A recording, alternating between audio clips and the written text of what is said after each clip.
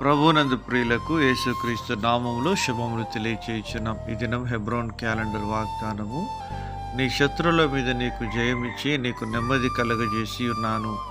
2 సమూయేలు గ్రంథము 7వ అధ్యాయం 11వ వచనంలో భక్తుడైన దావీదును ఆయనను గురించి దేవుడి మాటలు చెలవిస్తున్నాడు.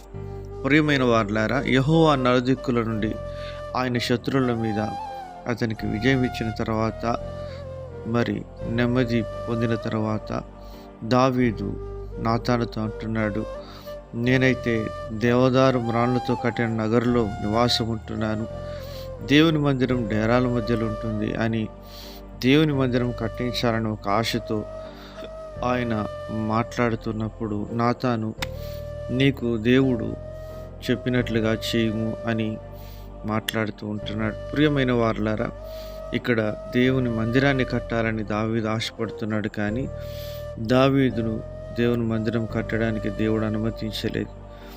దావీదు తదనంతరము సొలొమోను ద్వారా దేవుడు మందిరాన్ని కట్టించాలని తలంపు కలిగి ఉంటున్నాడు. ప్రియమైన వారలారా, దావీదుతో దేవుడు చెప్తున్నాడు, నీ శత్రువుల మీద నీకు జయమిచ్చి నీకు నెమ్మది కలగజేసి ఉన్న. నిజంగా నెమ్మది అనేటువంటిది దేవుని ద్వారానే మనకు లభించేదిగా ఉంటుంది. ఎందుకనగా శాంతికి మూలమైనటువంటి దేవుడు ఆయన ఉంటున్నాడు. ప్రియమైనటువంటి వారలారా, శత్రువులపై సంపూర్ణమైన విజయం దేవుడు మనకు అనుగ్రహించేవాడుగా ఉంటున్నాడు. క్రైస్తవునికి 3 శత్రువులుగా ఉంటున్నారు. 1 లోకము, 2వది మన శరీరము, 3వది సాతాను. కనుక ఈ 3 శత్రువులను మనం జయించాలి అంటే మన యొక్క ఆత్మీయ జీవితంలో మరి విశ్వాసం అనేటువంటి విధానం మనం ఉపయోగించాలి. విశ్వాసం అనేటువంటిది మరి మనం కలిగి ఉన్నప్పుడు మన జీవితంలో జయించే వారంగా ఉంటాం. యోహాను భక్తుడు రాస్తూ అంటున్నాడు, లోకమును జయించిన విజయం మన విశ్వాసమే అంటున్నాడు. కనుక మనం జయించాలి అంటే మనలో విశ్వాసం ఉండాలి. అపోస్తలుడైన పౌలు గారు చెప్తున్నారు, నా పరుగును నేను కడముట్టించి తిని నా విశ్వాసమును కాపాడుకుంటుని అంటున్నాడు. ప్రియమైన వారలారా, విశ్వాసం అనేటువంటిది మన యొక్క ఆధ్యాత్మికమైన జీవితంలో చాలా ప్రాముఖ్యమైనటువంటిది.